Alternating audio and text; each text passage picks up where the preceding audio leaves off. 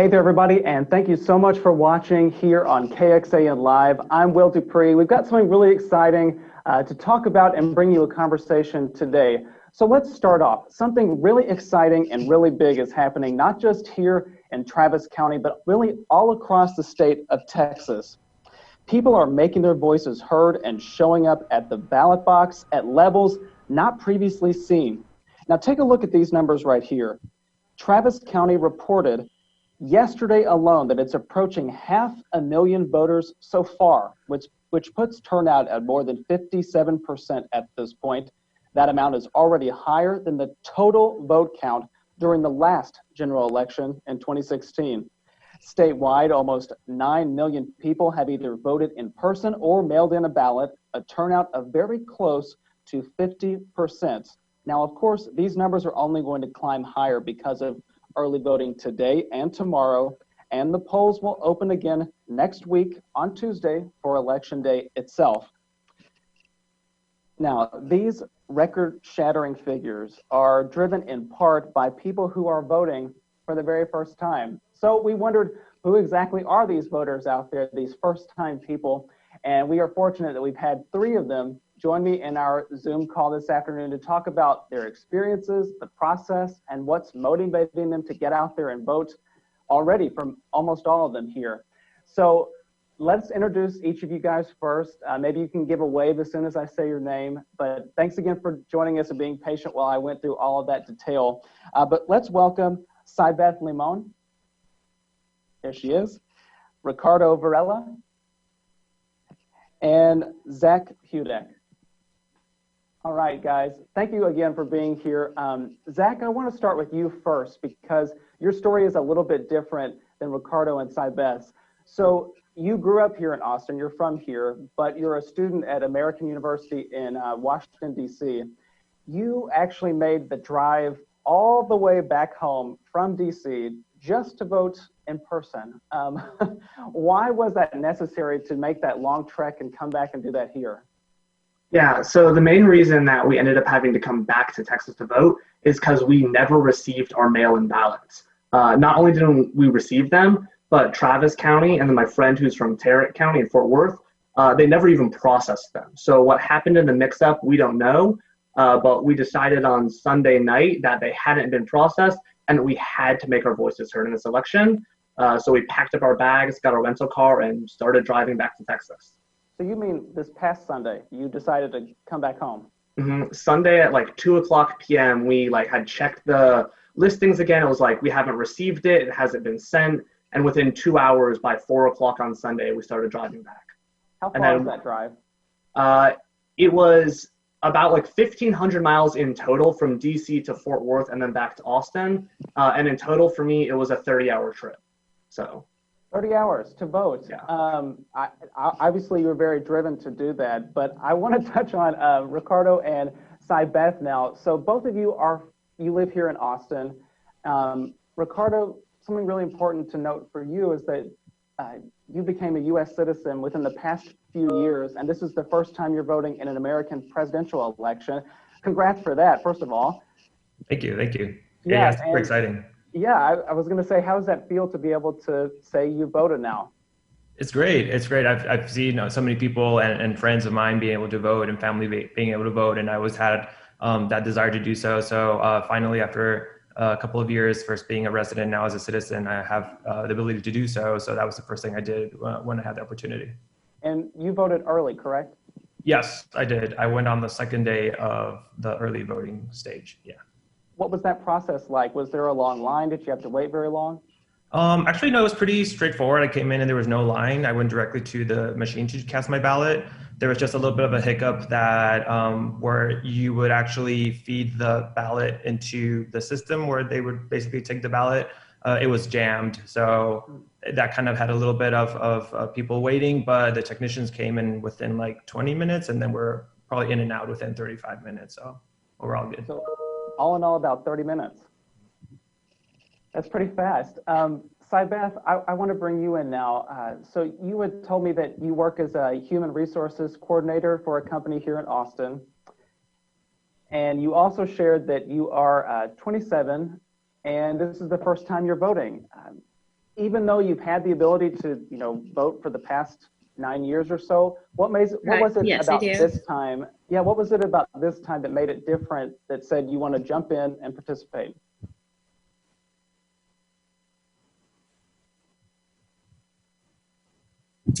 I think this time around I was just more educated. The first time that I was actually eligible to vote, I didn't really know much, and I should have just educated myself.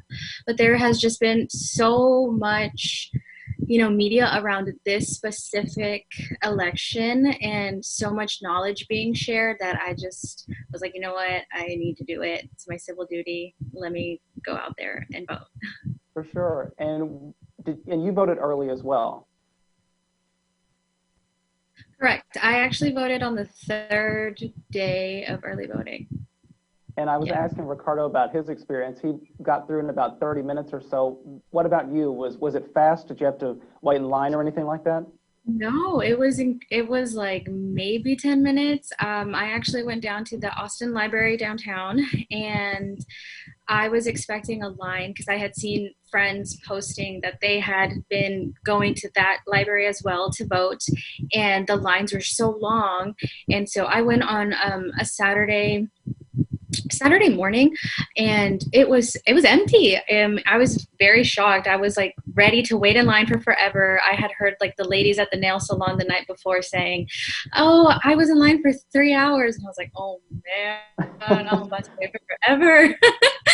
But I didn't. I went in and out. I didn't know what to expect since it was my first time, and everyone was really nice and explained, the process. And I was a little nervous, and the lady was explaining to me like what to do, and I was like, "Wait, what? I'm really nervous. Can you say that again?" And so I went to the little machine, put my vote in, and then put it into the other machine, and I grabbed my sticker, and it was really fast. I was sweating at the end, but from the nerves, why I don't know, but it was really quick. It was not even 10 minutes that I had to wait. That's awesome. Pretty seamless there. How did it feel to get that sticker and have your ballot in and walk out and know that you voted for the very first time? What was that feeling like for you? It was really exciting. Like I said, I was really nervous. I don't know why, but it felt really good to know that I actually played a part in this election, and that I'm hoping, that me sharing my story gets more people to do the same thing. So it's just all an empowerment movement of trying to get people to go out there and vote. Yeah, since all of you are voting for the first time in a presidential election, what was it that you did to prepare yourself to go in? Did you look up races beforehand, kind of figure out which candidates you might want to vote for, maybe some of the ones who aren't as well known, like say for the presidency? What all did you do to get ready to go into the ballot box? Maybe Zach, start with you. Yeah, I've been following this election, ever since the last election happened. Every time, I'm an international relations major, all of my friends talk about politics. So it was really since the beginning of the last election, knowing that in this next one, whoever is going to become the candidate is, for the Democratic Party personally, is who we were going to vote for. So it really came down to not only the presidential one, but then looking at local races, especially the Senate race that's happening currently, John Cornyn versus MJ Hegar. And then just making sure I remembered all the things that were on the ballot, because there are also local propositions too that people forget about all the time. And it's confusing and intimidating to get into the ballot box and read those big lines about the tax code and how it's going to change. So making sure I read up on that, and knowing, where I was going to go to the Austin Oaks Southwest Church, checking the wait times on votetravis.com and everything like that. So I knew I wasn't going to walk into something and wait 3 hours in line or something. Yeah, Ricardo, did you prepare much? Did you look up things up online? I know for me, I looked at the League of Women Voters voting guide and tried to go through some of the races I wasn't as familiar with. So what about you? Yeah, same thing. These are, I think, the type of elections or sometimes you can't even hide away from the information. Is really everywhere. So it's just about to not close your eyes and really be open about listening and reading about the information that's out there.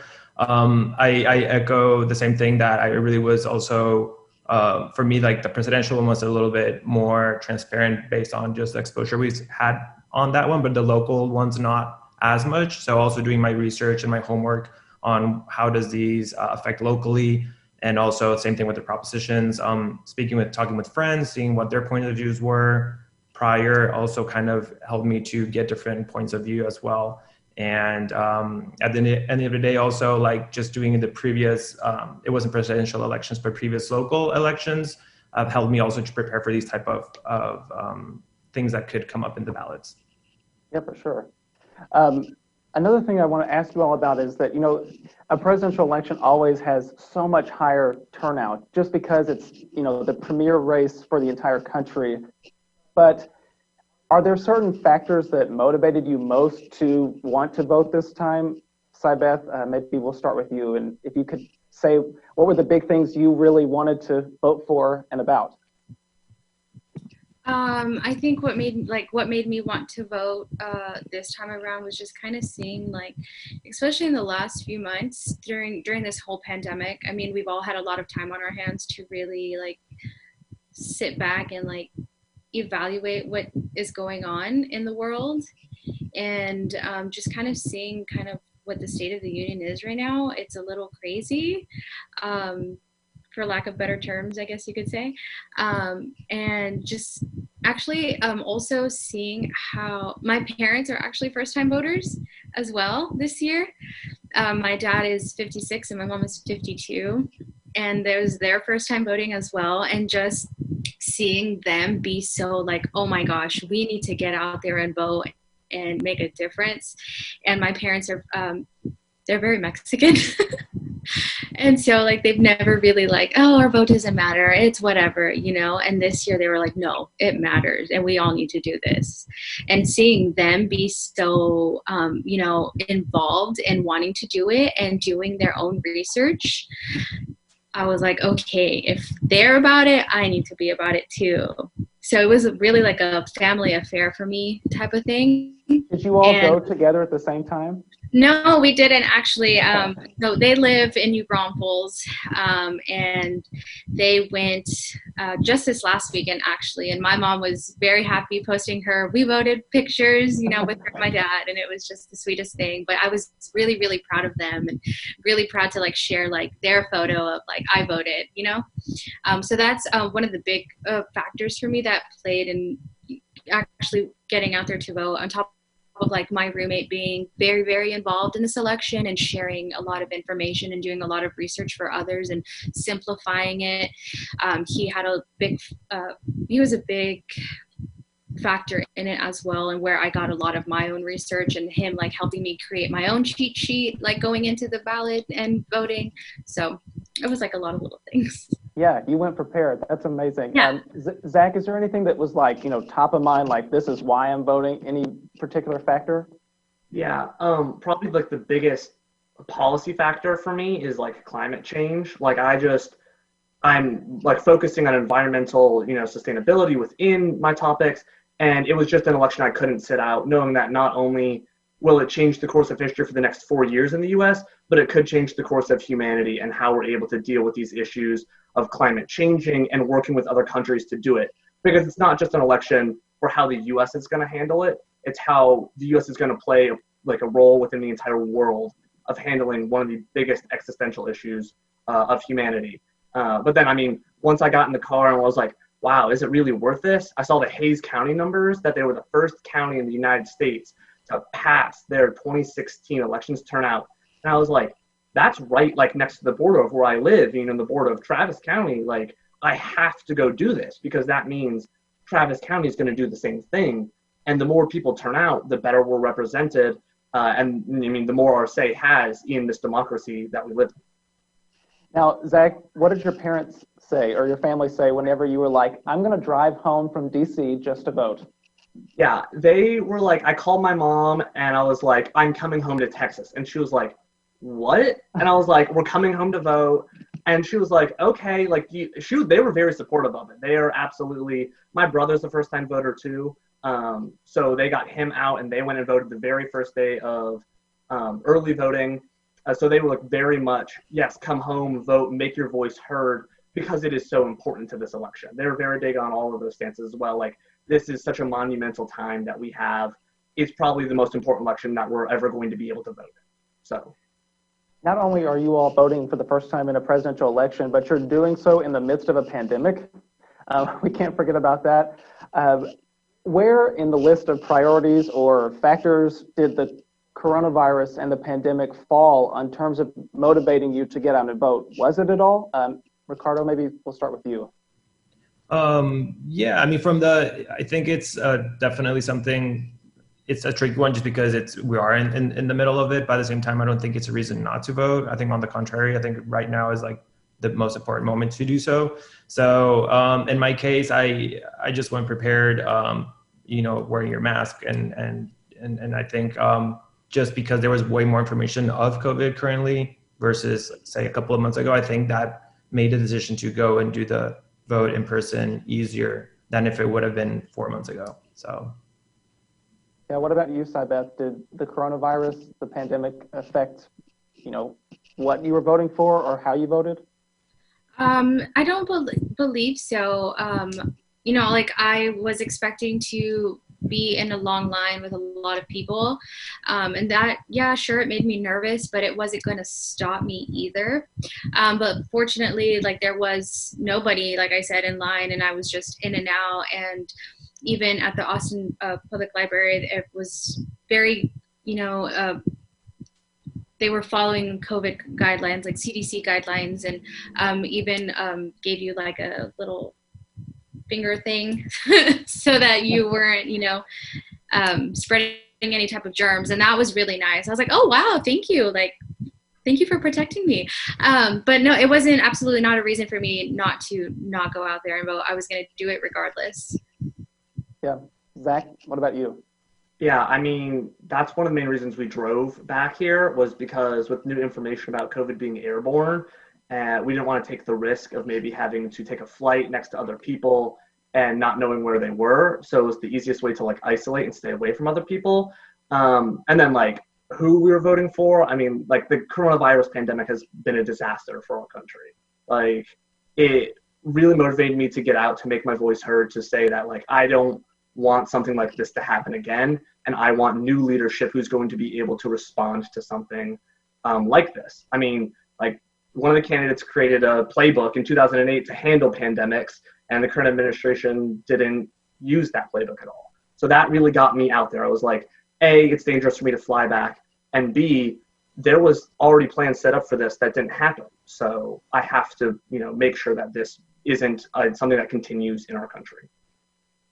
Now, Zach, Ricardo, Sybeth, I could talk to you all for a while now, but I think that we'll probably bring our conversation to an end here in just a moment. But in addition to all the points that you all have made, is there anything out there for other people who are sitting at home? Maybe they participated in elections previous and they're maybe on the fence about jumping into this one, or maybe they're first-time voters like you and just trying to figure out, how do I do this?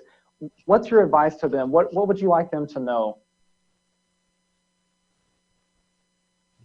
I would just say that it's not hard to go vote. Just go vote. I think it's the most basic thing that we have to do as a citizen. So I feel like personally, if you don't vote, you don't get to complain about politics because you're not even doing the bare minimum. So if you haven't vote, just go vote. And congratulations and awesome if you already did. And Sybeth, what about you?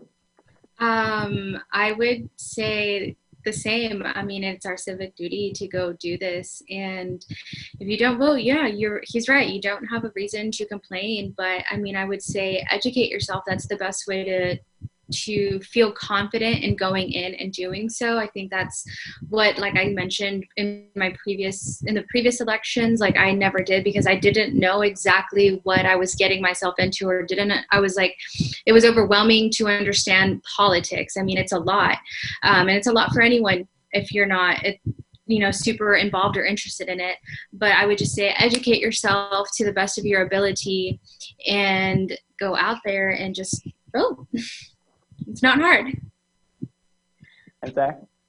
The biggest thing I have to say is that your vote is your voice. It's your way to make yourself heard in the representative democracy that we live in. You can go in Travis County, you can go to votetravis.com, right? And find polling locations, find wait times, 7 a.m. to 7 p.m. Monday through Saturday. Sundays it's like 12 to 5, and then there's like 5 polling locations up to 9 p.m. That's crazy. Like there's so many resources out there to help you vote. And then like you said, Will, the League of Women Voters, there's a bunch of resources out there to help look at candidates, very nonpartisan, looking at like both candidates, what they stand for, how it's going to change different things. So just, make sure that your voice is heard in our democracy. Zach, Ricardo, Saibeth, I cannot thank you enough for joining me. I've reached out to friends to be able to find you. Zach, you found me somehow and emailed me, so I appreciate it, you all joining me. And what's so cool is like, it's such an honor to be able to talk to you all, and you get to vote in the very first presidential election of your lifetimes, and hopefully many more to come. So thank you all again for joining me. We really, really, really appreciate it. Thank you. Thank you. All right, before we go, everybody, Zach touched on this, but we do have information about voting, the process, candidates, polling locations, all kinds of resources. That's over on our website, kxan.com. And if you download the KXAN News app, it's available there too, right on your smartphone, so you don't have any other excuse but to download it and check it out yourselves.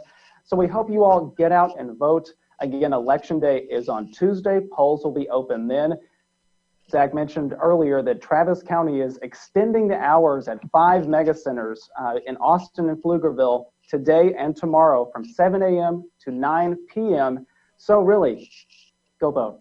All the options are out there. Thanks again for watching, everybody. I'm Will Dupree here in the KXAN Live studio, and we will see you back here another time. Please stay safe and stay healthy.